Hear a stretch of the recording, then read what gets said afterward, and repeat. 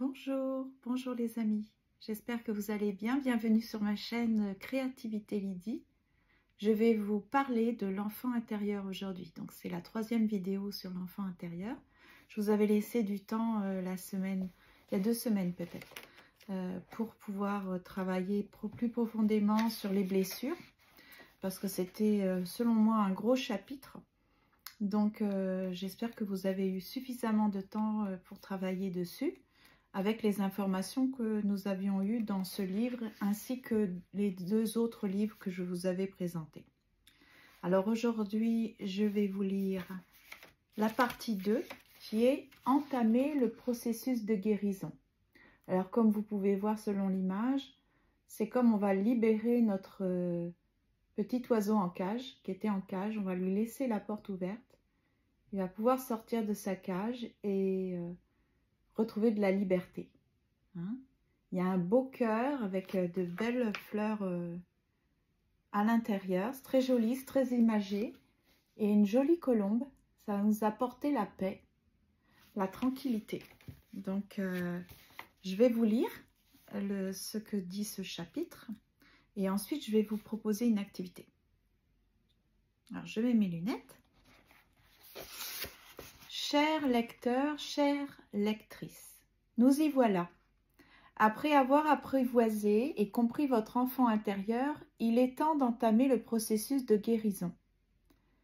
Tel un jardinier patient, vous allez cultiver les conditions propices à l'épanouissement de cette part fragile de vous-même. La guérison passe par la création d'un environnement affectif, sécurisant, empreint de douceur et de bienveillance. Votre enfant intérieur a besoin de se sentir qu'il peut s'exprimer et être accueilli inconditionnellement, qu'il n'a plus rien à craindre. Elle passe aussi par un profond amour pour vous-même, par l'acceptation totale de qui vous êtes avec vos forces et vos faiblesses. En vous aimant tel que vous êtes, vous redonnerez à votre enfant intérieur l'amour inconditionnel qui lui a tant manqué. Enfin, elle passe par le pardon, non pour les autres, mais pour vous-même, pour vous libérer des chaînes du passé et retrouver votre liberté intérieure. En acceptant votre histoire avec compassion, vous allégez le fardeau de douleur que vous portez depuis trop longtemps. Dans cette seconde étape, je vous donnerai des clés concrètes pour avancer sur ces 3 piliers que sont la sécurité affective, l'amour de soi et le pardon. Donc je me note des informations en même temps. Donc je note sécurité affective, amour de soi et le pardon. Et elle dit que ce sont 3 piliers essentiels. Donc je le note, je vous dirai pourquoi après. Ensemble, nous créerons les conditions pour que votre enfant intérieur s'épanouisse enfin, tel un jeune plant fragile qui trouve la lumière. Alors êtes-vous prêt, êtes-vous prête à devenir le jardinier attentionné de votre âme d'enfant?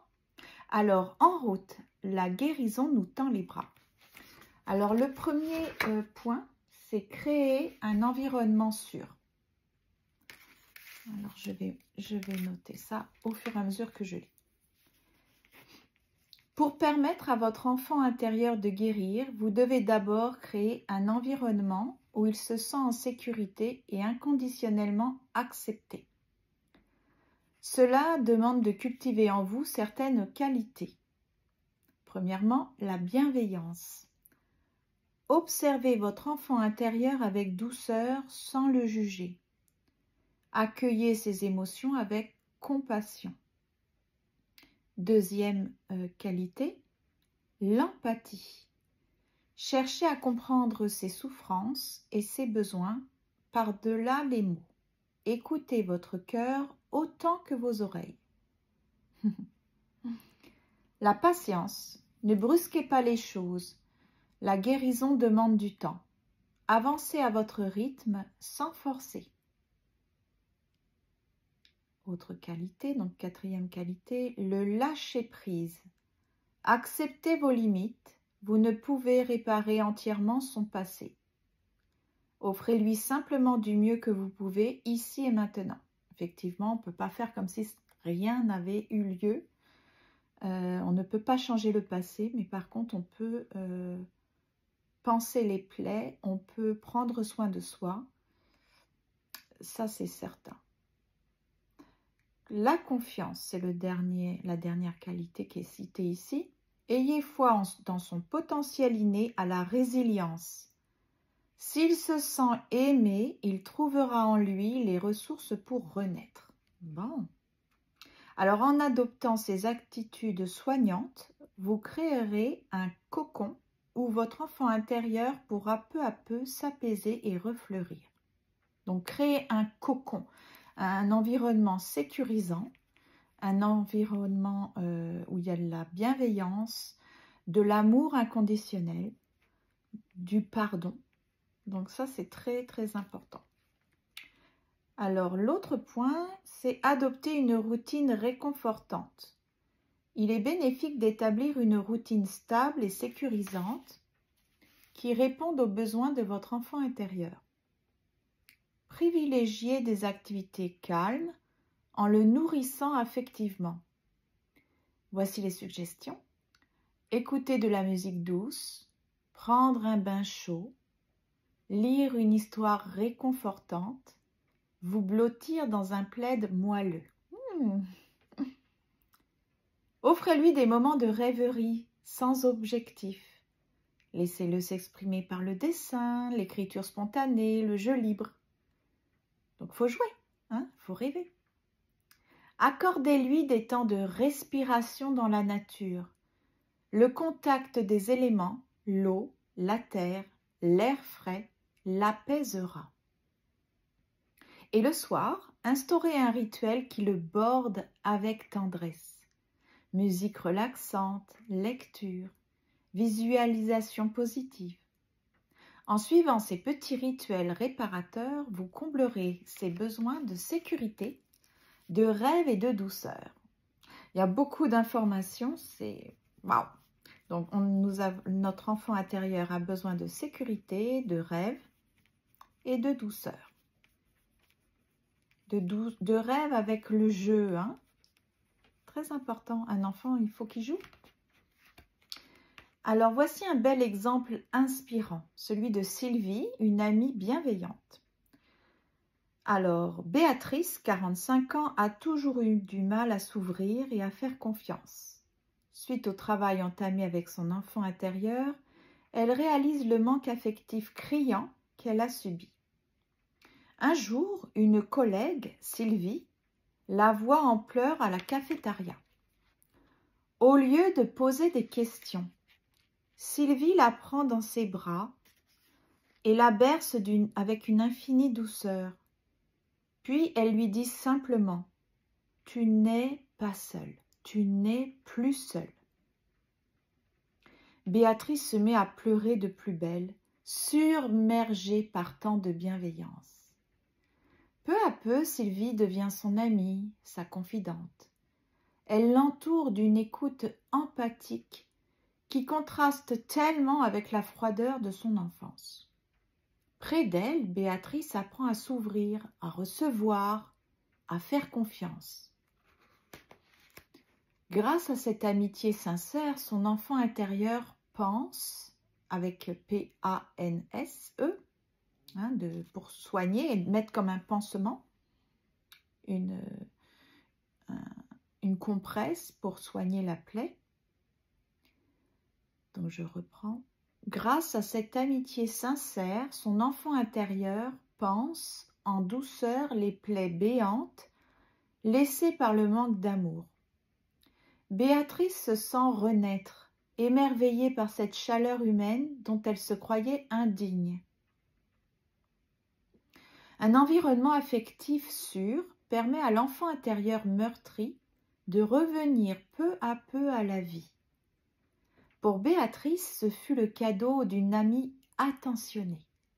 Et pour vous, qui incarnera ce refuge tant attendu, et pour vous, qui pardon, je reprends. Et pour vous, qui incarnera ce refuge tant attendu? Alors, il y a un petit sous-titre, c'est « Des havres de paix pour l'enfant intérieur ». Des havres de paix pour l'enfant intérieur. Chacun peut, à sa façon, aménager un espace de sécurité affective propice à l'épanouissement de l'enfant intérieur. Voici quelques illustrations inspirantes. Pour Michel, ce fut son chalet en lisière de forêt. Je le comprends. Un refuge hors du temps où il peut se reconnecter à la nature et à son essence profonde. Le murmure des arbres, le feu de cheminée et la douceur des couvertures offrent à son enfant intérieur le cocon dont il a besoin pour se sentir apaisé. Pour Louise, ce fut la création d'un coin cocooning dans son appartement. De gros coussins, des bougies parfumées, des livres d'images dans une bibliothèque basse. Un petit monde à la mesure de l'enfance pour que sa petite fille intérieure puisse s'y lever et laisser libre cours à son imagination. Ouais, oui, c'est une bonne idée, créer votre petite ambiance cocooning. Hein? Même si vous n'avez pas beaucoup de place, essayez de vous trouver un petit endroit pour prendre soin de votre enfant intérieur, comme lui faire un gros câlin, le rassurer. Vous voyez, il n'y a pas besoin de dire beaucoup de choses. C'est déjà rassurer à la base. Pour Samuel, ce fut l'aménagement d'une cabane perchée dans un arbre de son jardin. Un espace à lui, décoré à son goût, juste une lampe et des BD.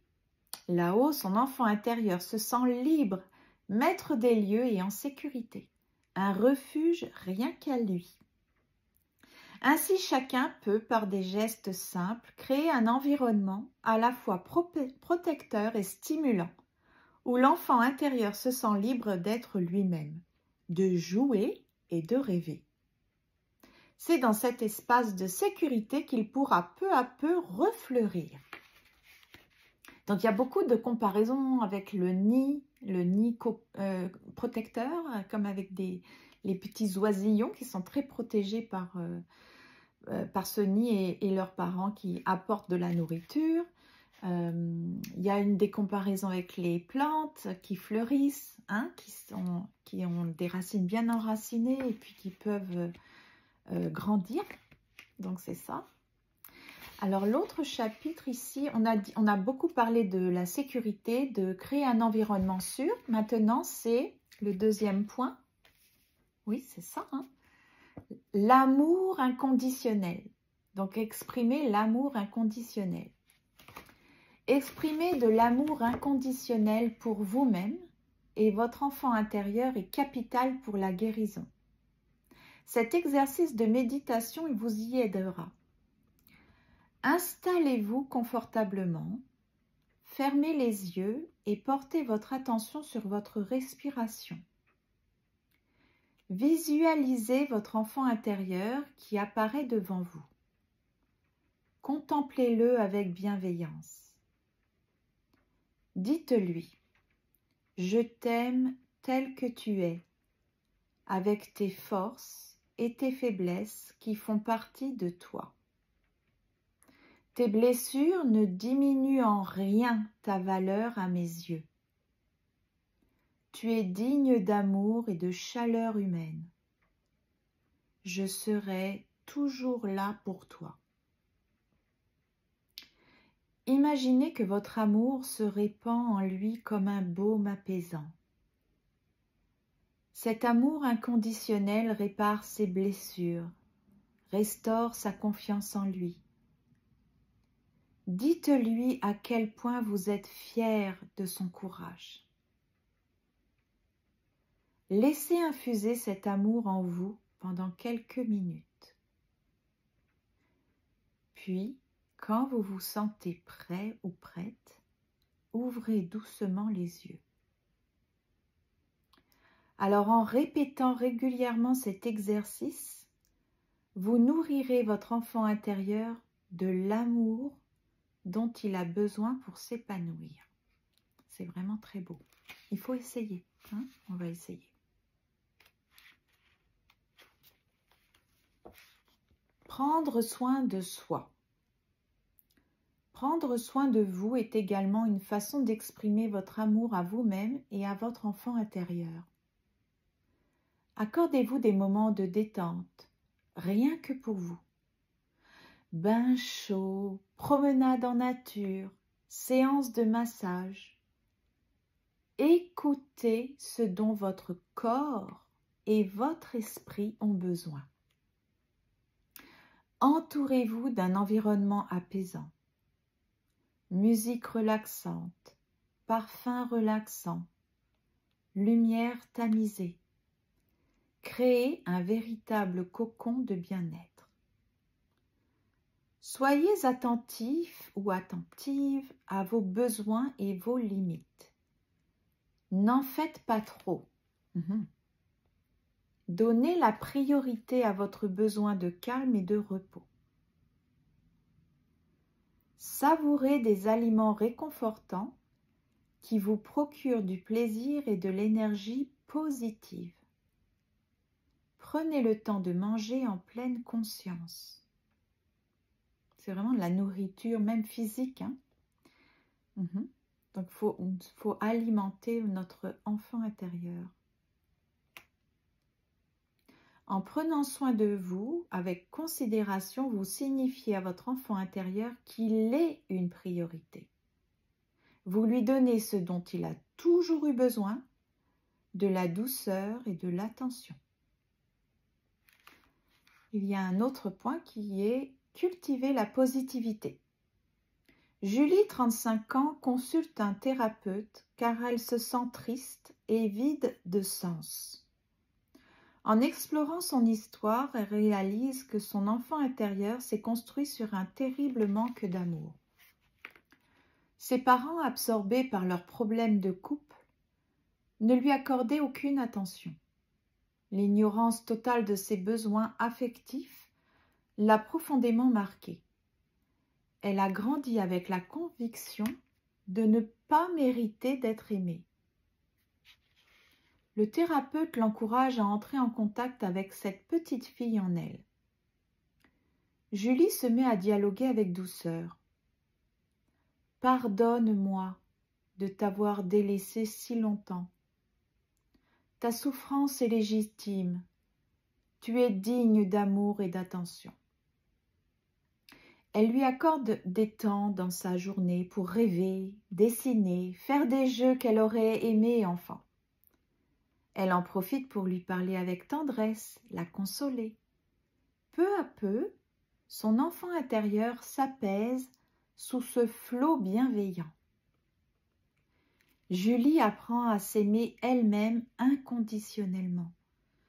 Elle cesse de se juger, de se malmener avec exigence. Elle fait preuve de douceur envers ses failles.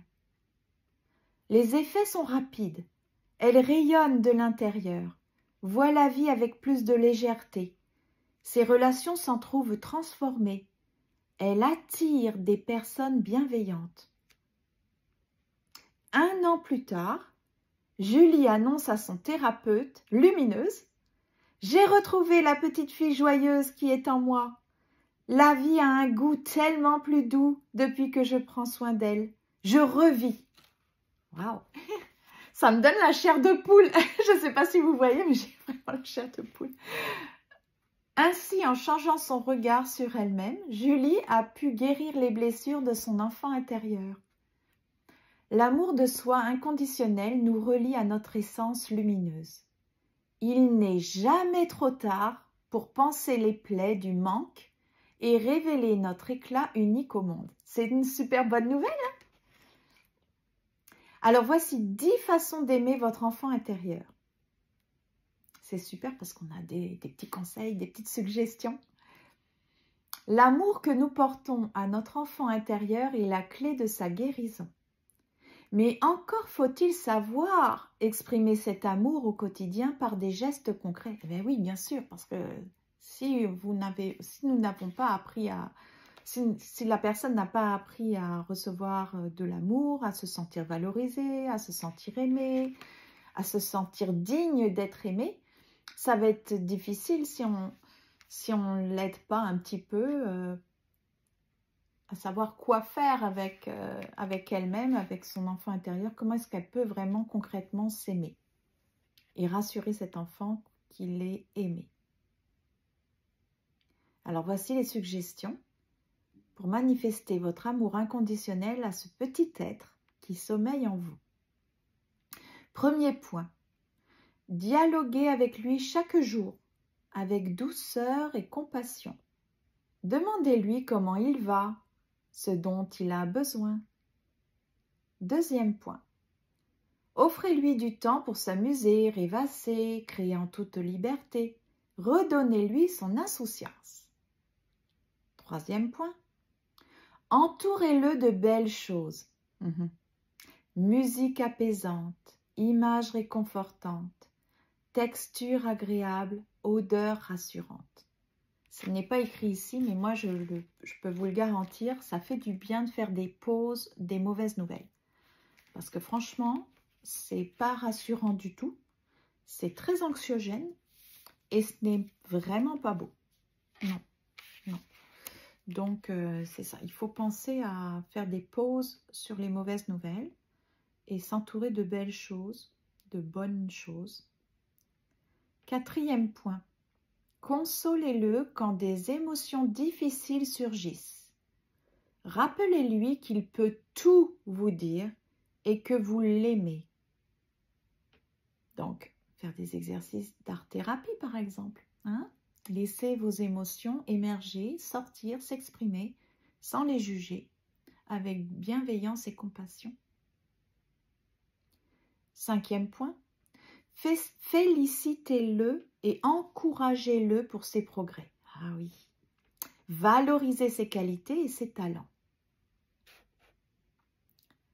Offrez-lui, c'est le sixième point, excusez-moi, offrez-lui la sécurité affective et la routine dont il a besoin pour s'épanouir.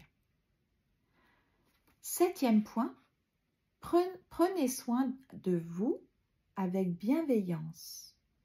En vous aimant, vous lui montrez qu'il est digne d'amour. Donc arrêtez les phrases assassines, les critiques sur ce qu'on fait, ce qu'on pense, qui on est. Il y a du travail pour certains, plus que d'autres. Donc être bienveillant envers soi. Huitième point, entourez-vous de personnes positives et aimantes qui le nourrissent affectivement. Absolument. Neuvième point, pardonnez-lui ses erreurs avec compassion. Il fait de son mieux avec ce qu'il a vécu. Wow. Et dixième point, remerciez-le pour tout ce qu'il vous apporte.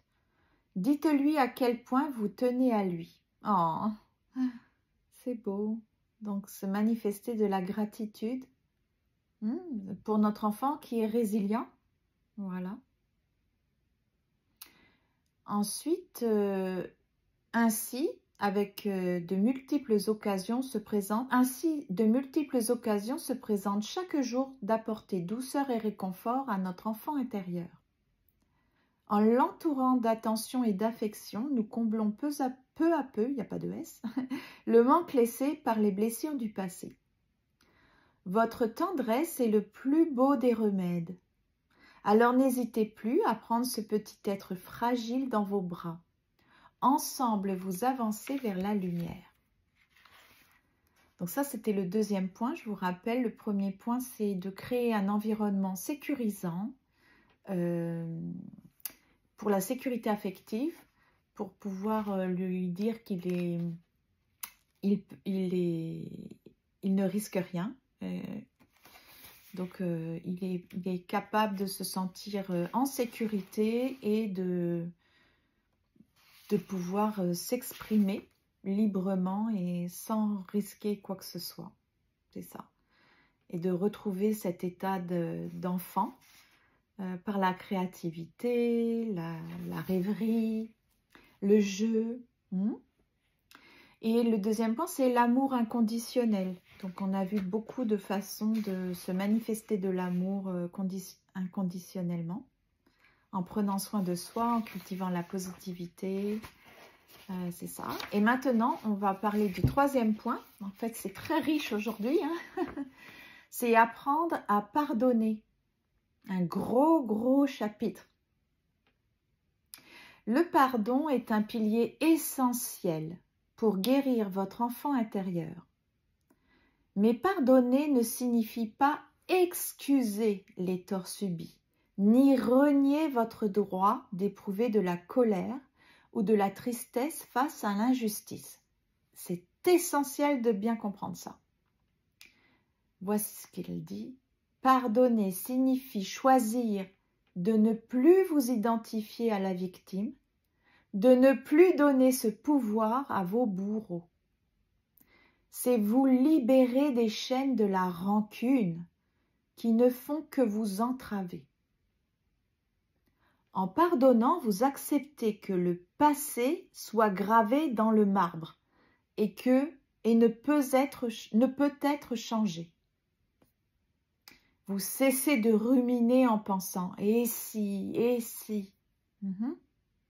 Vous lâchez prise sur cette quête vaine de réparation. Je ne suis pas d'accord avec cette phrase. C'est pas vraiment que c'est impossible de réparer, c'est surtout qu'on ne peut pas faire comme si ça n'avait pas eu lieu. C'est ça, vous savez, c'est comme quand on se blesse, il y a une cicatrice. Parfois, il y a des cicatrices qui sont indélébiles, mais elles ne font plus mal avec le temps, quand c'est bien soigné. Mais ça se voit. On ne peut pas faire comme si rien n'avait eu lieu. C'est ça. Vous ne pouvez pas le nier ou renier le passé. On ne peut pas faire comme si ça n'avait pas eu lieu.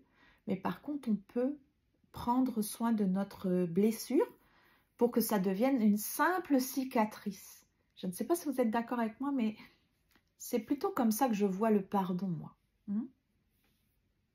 C'est certainement absolument pas excuser les torts subis, renier notre droit d'éprouver de la colère ou de la tristesse, mais je rajouterais, c'est aussi ne pas faire comme si ça n'avait pas eu lieu, et c'est aussi se respecter, faire comme de vraiment accuser le coup, dire ok, voici ce qui s'est passé, voici les dégâts, maintenant qu'est-ce que je fais pour prendre soin de moi, hein? Ne plus laisser les clés au bourreau, en fait, pour toujours aller nous rappeler des choses qui se sont passées. Le pardon est un processus qui demande du temps. Il se fait par étapes, en avançant à votre rythme. Vous pouvez commencer par identifier ce que vous devez pardonner précisément. Puis petit à petit, vous travaillerez à comprendre plutôt qu'à juger. À mesure que grandira votre compassion pour vos bourreaux, eux-mêmes victimes, c'est vrai, la rancœur se dissoudra naturellement. Un jour, vous réaliserez que vous êtes libéré du fardeau de la rancœur. La rancœur, comme la rancune, le désir de vengeance absolue, ça nous pourrit de l'intérieur, ça nous ronge, c'est comme c'est une obsession, on ne pense plus qu'à ça et on ne profite même pas de la vie, là, alors que la vie est éphémère, tout peut changer sur cette terre, là, on peut tomber malade, on peut vraiment mourir. Donc, est-ce que ça vaut la peine de gâcher le présent pour un passé que de toute façon ne pourra plus changer? Ça médite vraiment, ça vaut la peine d'y réfléchir, hein, de ne pas, déjà il y a des choses dans le passé qui nous ont gâché notre vie, mais dans le présent, il ne faut pas continuer à se gâcher la vie pour des choses passées, c'est ça, il faut vraiment, faut se respecter, il faut s'aimer, il faut vouloir vivre, hein. C'est la vie d'aujourd'hui, là, dans le présent. Votre enfant intérieur retrouvera la légèreté grâce à ce noble travail. Alors voici des exercices pour pardonner. La visualisation est un outil précieux pour s'entraîner au pardon. Asseyez-vous confortablement, fermez les yeux et respirez profondément. Visualisez avec bienveillance une personne que vous avez du mal à pardonner. Imaginez qu'elle s'excuse sincèrement du tort qu'elle vous a fait. Vous acceptez ses excuses et la libérez de votre rancœur. Waouh, c'est profond cette phrase. Formulez mentalement. Je te pardonne et je te souhaite la paix. Ressentez le poids qui s'allège en vous.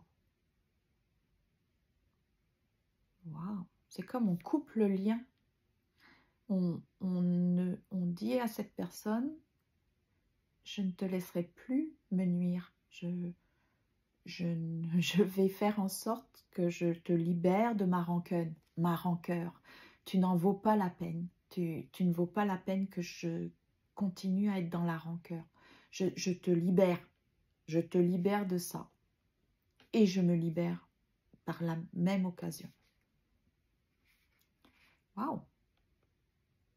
Parce que tant qu'on est dans la rancœur, on a ce lien avec cette personne. Et puis, c'est comme un poids énorme sur nous. C'est constamment sur nous. Ça vaut la peine d'y réfléchir. Hein. On ne sait pas combien d'années encore on va être là, ou en tout cas sur cette terre, et puis avant de tomber malade, avant de mourir, parce qu'on peut mourir demain. Ça vaut la peine de vraiment bien vivre notre vie, d'être en paix, d'être dans la compassion, la bienveillance. Franchement, ça vaut la peine d'y réfléchir. Hein. Elle est belle, la vie. Elle est vraiment belle. Il faut écrire un nouveau... Parfois, on dit quand on est dans un mauvais chapitre, il faut changer de chapitre. Mais moi, je dirais, parfois, il faut carrément changer de livre. Hein? Si le livre n'est pas bon, on ne va pas continuer à le lire. Donc, ça ne nous apporte rien. Changeons de livre. Donnons une nouvelle direction à notre vie. Respectons-nous, aimons-nous, soyons dans la gratitude. C'est magnifique la vie. Tout le monde n'a pas cette chance-là.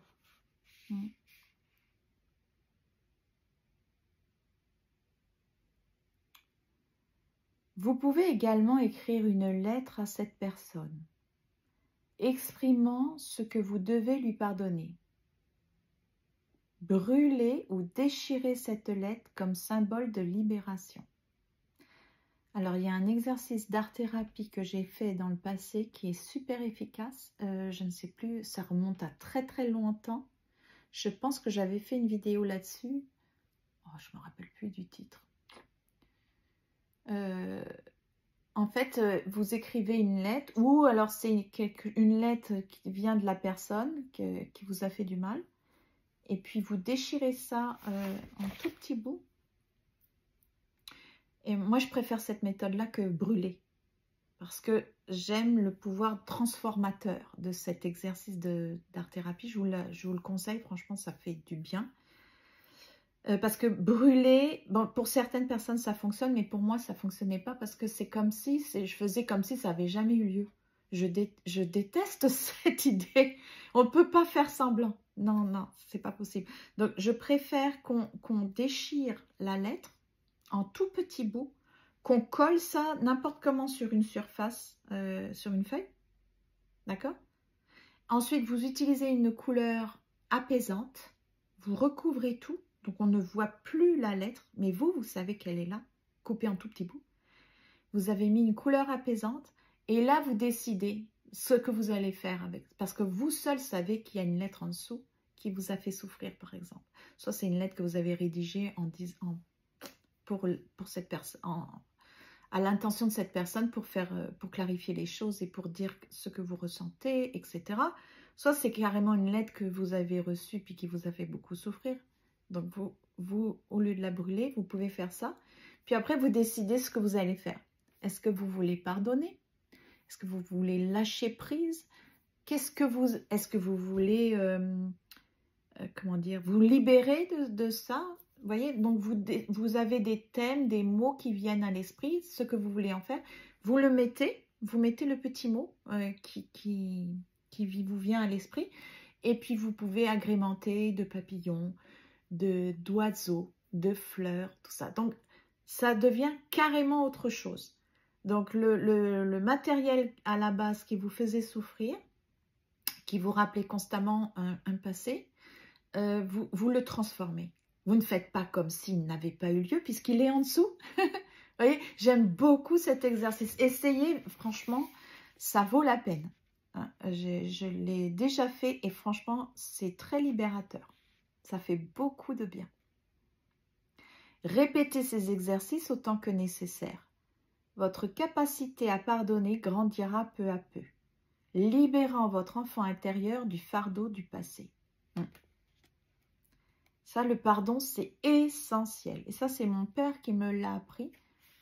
Sans rentrer dans les détails, lui, il avait vraiment beaucoup de choses à... En tout cas, il y avait beaucoup de choses qu'il a dû pardonner. Et je lui avais demandé, je dis, comment tu fais, quand il était vivant, je lui avais demandé, comment tu as fait pour pardonner? C'est pas pardonnable ce que tu as vécu, par exemple. Et il m'avait dit, je pardonne, c'est pour moi. Parce que si on ne pardonne pas, on laisse les personnes qui nous ont déjà fait suffisamment souffrir continuer de nous faire souffrir, alors que souvent les personnes sont passées à autre chose. Les bourreaux, ils sont passés à autre chose. Voilà. Donc, il m'avait dit, vraiment, le pardon à la base, c'est vraiment libérateur, mais c'est avant tout pour soi.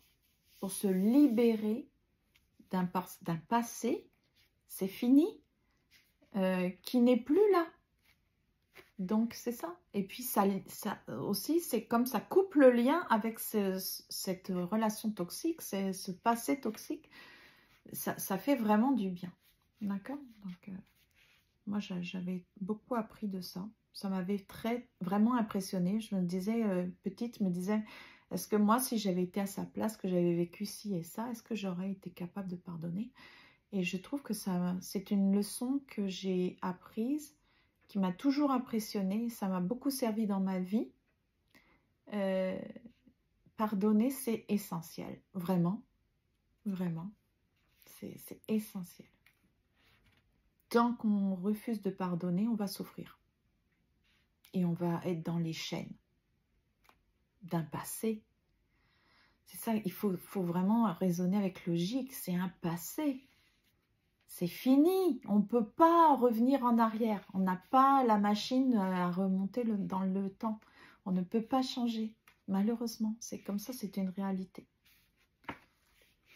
Alors, on a un témoignage de Louise. Le pardon qui libère. J'en veux terriblement à mon père de m'avoir abandonné dans l'enfance. Pendant des années, je n'ai pas pardonné son geste, ruminant ma colère et ma peine. En explorant mon enfant intérieur, j'ai réalisé à quel point ce ressentiment me pesait et m'emprisonnait dans le passé. C'est exactement ce que je vous ai dit tout de suite. J'ai décidé qu'il était temps de pardonner pour ma liberté. J'ai donc écrit une lettre à mon père, exprimant ma souffrance et pourquoi je devais le libérer de ma rancœur. Je l'ai lue à haute voix, puis brûlée. Je ne m'attendais pas à un tel soulagement. Je m'en sens plus légère, tournée vers l'avenir. Voilà. Mon enfant intérieur n'est plus entravé par cette charge négative. Pardonner ne signifie pas cautionner ce qui s'est passé. Mais je ne veux plus gaspiller mon énergie à haïr. Excellent! Je la préfère concentrer sur ma vie présente et l'amour que je porte à l'enfant en moi. Excellent, ça résume tout. Ainsi, le pardon, plus que pour l'autre, nous libère nous-mêmes. En lâchant prise, comme vous savez, un ballon gonflé à l'hélium. Si vous le lâchez, il s'envole. Et il va partir, vous ne le récupérerez jamais. Donc lâchons prise. En lâchant prise, nous permettons à notre enfant intérieur de s'extraire du statut de victime, le triangle de Karpman, faut en sortir, et de s'épanouir pleinement. C'est le plus beau cadeau qu'on puisse lui faire. Très très beau. Hein. Alors on a quasiment fini, voici la synthèse de cette deuxième partie. Les piliers de la guérison de l'enfant intérieur, on a vu qu'il y en avait 3. L'environnement sécurisant, l'amour inconditionnel et le pardon. Grâce au chemin parcouru dans cette deuxième partie, vous détenez désormais les clés pour entamer le processus de guérison de votre enfant intérieur. Vous avez appris à créer un environnement stable et bienveillant qui répond à son besoin vital de sécurité affective.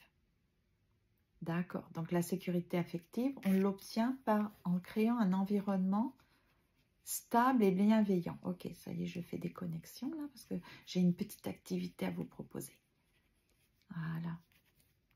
Je vais me prendre des notes en même temps. Vous allez voir dans une autre... Je pense que je vais faire une vidéo parce que ça va être trop long.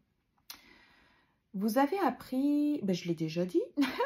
Vous avez appris à... Je le relis pour être sûr. Vous avez appris à créer un environnement stable et bienveillant qui répond à son besoin vital de sécurité affective. Okay. En adoptant des rituels réparateurs au quotidien, vous nourrissez son âme meurtrie de douceur et de réconfort. Vous savez aussi, désormais, que l'amour de soi est crucial pour restaurer la confiance et l'estime de votre enfant intérieur. En vous acceptant et vous chérissant pleinement, vous lui montrez qu'il est digne d'amour inconditionnel. Votre tendresse panse ses blessures là où les mots ne suffisent pas. Troisième point, par ailleurs, vous mesurez l'importance du pardon pour vous libérer des chaînes du passé qui entravent votre enfant intérieur. En lâchant prise sur la rancœur, vous lui permettez de sortir du statut de victime et de s'ouvrir sereinement à la vie. Patience, bienveillance, acceptation, compassion, amour de soi, pardon, etc. En incarnant ces qualités au quotidien, vous offrez à votre enfant intérieur le terreau, nous revoilà avec les petites plantes, dont il a besoin pour refleurir et s'accomplir. Continuez à lui prodiguer soin et tendresse. Vous êtes sur la bonne voie, la voie de la guérison tant attendue. Votre âme d'enfant vous remercie déjà pour votre dévouement à répondre à son appel à l'aide. Avançons avec confiance vers la lumière. Donc c'est fini. Et je trouve que c'était vraiment merveilleux. J'espère que vous avez aimé, que ça va vous motiver à entamer un processus de guérison. La troisième partie, ce sera peut-être dans 2 semaines. C'est se réconcilier avec son enfant intérieur. Regardez la belle image. C'est beau, hein? Donc voilà, donc là je vais vous dire rapidement ce que j'ai l'intention de faire. Déjà, je vais vous montrer ça, c'est un support pour m'aider à travailler sur mon enfant intérieur. Donc, voyez, ici, j'avais décoré, puis j'ai mis quelques questions. C'est établir une zone de sécurité. Donc, quelles sont mes blessures? Ça, c'était pour travailler sur moi. Qu'est-ce qui active mes blessures? Je devais identifier mes masques. Ensuite, trouver des solutions pour pardonner. Alors, une zone de refuge, voilà. Et puis j'avais établi cette petite pyramide parce que je trouvais que ça avait beaucoup de sens par rapport à mes lectures. Et là, ça dit, donc par exemple, c'est la pyramide de la transformation personnelle. Déjà, premièrement, il faut prendre conscience de ce qu'on doit changer. Il y a quelque chose à changer, il faut en prendre conscience. Ensuite, se dire, c'est moi qui peux changer ma réalité. Donc, ne pas attendre le changement de la part des autres. Mais ça vient de nous. C'est nous qui avons ce pouvoir-là. Ensuite, il faut dire, je pardonne. Je me pardonne. Et je me concentre sur mes forces. Ensuite, on va expérimenter la paix et on va pouvoir se dire, je me sens bien, je me sens en sécurité, je me sens aimée. Et on va ressentir de la joie parce qu'on va être vivant, vivante. Hein? Donc, c'est ça. Je trouve que ça, ce sont des pages que j'ai réalisées. Parce que quand je travaille sur mon enfant intérieur, ça m'aide beaucoup à me concentrer avec des bons objectifs. Par rapport au chapitre que je viens de lire sur le fait qu'il faut créer un environnement sécurisant, bienveillant, avec beaucoup de compassion, et qu'il faut s'aimer de façon inconditionnelle et aussi pardonner. Je me suis dit, je vais me réaliser des petites fiches, des petites cartes. Donc, j'avais cette boîte-là qui venait de l'Occitane. Dans le passé, je m'étais vraiment fait un très beau... je pense que ça, c'était un cadeau pour vous dire à quel point j'avais dépensé. J'aime beaucoup l'Occitane. Voilà, c'est les produits de l'Occitane. Mais ça fait une très jolie boîte, vous voyez ? Donc, je vais l'utiliser pour ces petites cartes-là, parce que j'avais fait des petites cartes dans le passé. C'était plus sur la nature. Je vais vous montrer le fond. C'était avec du papier pour des collants. Puis, je les ai Oui, je les ai réutilisés. J'ai collé des petites images, donc pour avoir des petits fonds. Je ne savais pas vraiment ce que je pouvais en faire. Vous voyez, j'avais mis le contour un peu vieilli. Voilà, donc c'est joli. Et puis, mon ami Nat de la chaîne Nat Art 67 m'avait envoyé des petits enfants comme ça. Enfin, beaucoup de petites images. J'ai des banques d'images comme ça. Je me suis dit, mais qu'est-ce que je vais bien pouvoir faire de ces enfants? Surtout, il y en a, franchement, on dirait des enfants du temps de la guerre, hein, de la Seconde Guerre mondiale. Ils sont particuliers. Voilà. En tout cas, surtout ceux-là. Ceux-là, ils ont l'air un peu bad boy, bad girl. Il y en a des enfants avec la cigarette, regardez, enfin, franchement. Donc, pourquoi pas? Donc, je me suis dit, mais comment est-ce que je peux exploiter ces images? Eh bien, je pense que je vais faire une vidéo où je vais vous montrer, je vais essayer d'intégrer des petits enfants dans ces cartes-là. Puis à l'arrière, même là, je vais mettre peut-être des petits titres. J'ai vraiment envie de travailler sur les 3 piliers. Donc, je vais me piocher une carte, puis derrière, peut-être je marquerai comme un challenge. Par exemple, vous savez, je vais m'inspirer de ce que l'autrice Hélène Dufresne nous a conseillé, par exemple, pour... je pense que c'était pour se manifester de l'amour à notre enfant intérieur. Par exemple, dialogue avec, je pourrais dire dialogue avec ton enfant intérieur, avec douceur et compassion. Demande-lui comment il va, comment elle va et ce dont elle a besoin, etc. Donc, je pourrais mettre derrière les petites cartes, je me piocherai une petite carte. Vous voyez, ça va aller très bien dans cette petite boîte-là. Ici, je pourrais mettre quelque chose comme un petit parfum ou un petit stylo. Je ne sais pas, je vais voir. Vous voyez, mais ça rentre très, très bien dedans. Donc, je vais décorer cette boîte-là avec mes tissus que je vous ai montré. Je vais découper les petits enfants, les petits bébés, j'allais dire. Et puis, je vais voir ce que je peux faire. Donc, je pense que je vais faire une vidéo là-dessus pour vous montrer ce que je vais faire. Une création de petites cartes pour mon enfant intérieur. Et puis, un jeu de cartes, si vous voulez. Et puis ça va être super. J'aime beaucoup les cartes. J'aime beaucoup les jeux de cartes et surtout ceux que je vais faire moi-même. Donc j'aime beaucoup réutiliser du carton, des images, tout ça. Donc, je pense que ça va être encore de nouvelles petites cartes très intéressantes avec l'objectif d'aider mon enfant intérieur, de prendre soin de mon enfant intérieur avec ces 3 piliers. Donc j'espère que vous serez nombreux et nombreuses à suivre ma vidéo, que ça va vous donner envie de faire pareil, pourquoi pas, hein? Donc écoutez, je vous remercie beaucoup de m'avoir suivi. Si vous avez aimé le contenu, comme d'habitude, merci de me le dire, merci de, je sais pas, je regarde ici, hein. Merci de me le dire, merci de vos pouces levés, merci de vos partages, merci de me dire en commentaire ce que vous avez le plus apprécié dans la lecture du chapitre d'aujourd'hui. Et puis, on se dit à bientôt, donc pour la 3e partie. D'ici là, prenez bien soin de vous, travaillez bien sur vous, soyez bons et compatissants. Et puis, à bientôt.